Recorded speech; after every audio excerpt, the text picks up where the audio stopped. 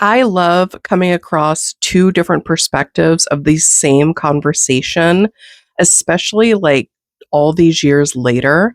I recently came across this clip online. I saw the very first screening of Blair Witch at Sundance. I'll never forget.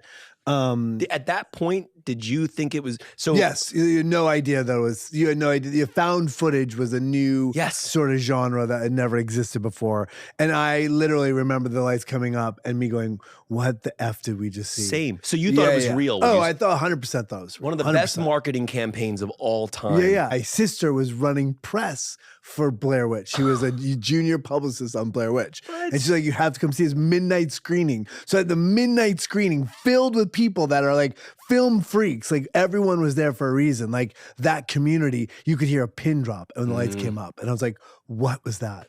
And it reminded me of this clip that happened last fall when Michael C. Williams was going over recapping everything that took place with the Blair Witch in this clip.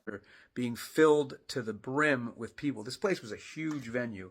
And so I show up for the screening on that Monday night, and I'll never forget the experience of seeing it for the first time.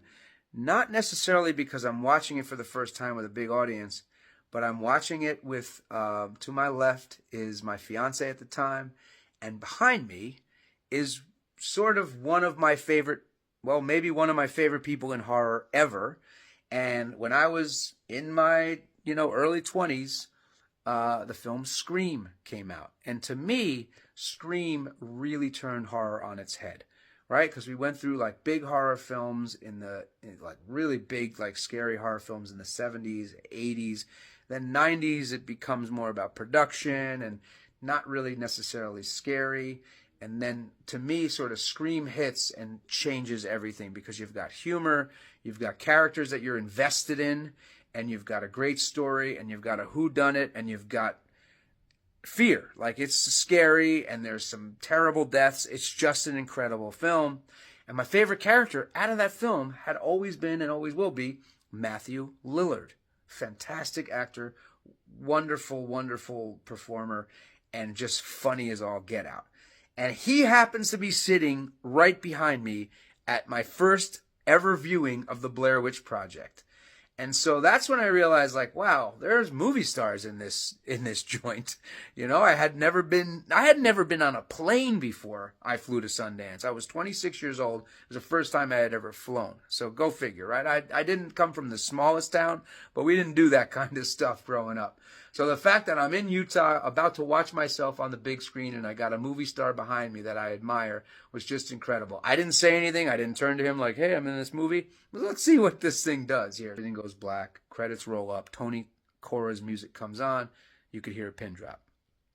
I don't know how many people were in this theater, but you could hear a pin drop.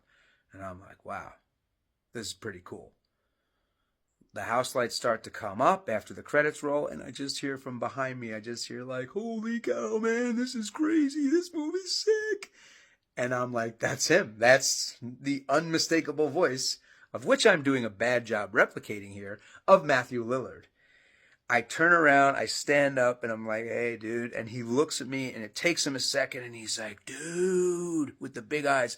"Dude," he grabs my shoulder. "This was sick, bro. I can't believe it. I'm so happy for you." He was genuinely happy for us. And he's like, "You guys got something here. This is unbelievable." I'll never forget it. It was so cool to have that dude behind me, like a horror legend, especially at that time, 1999. Scream, what did it come out? 96, 97.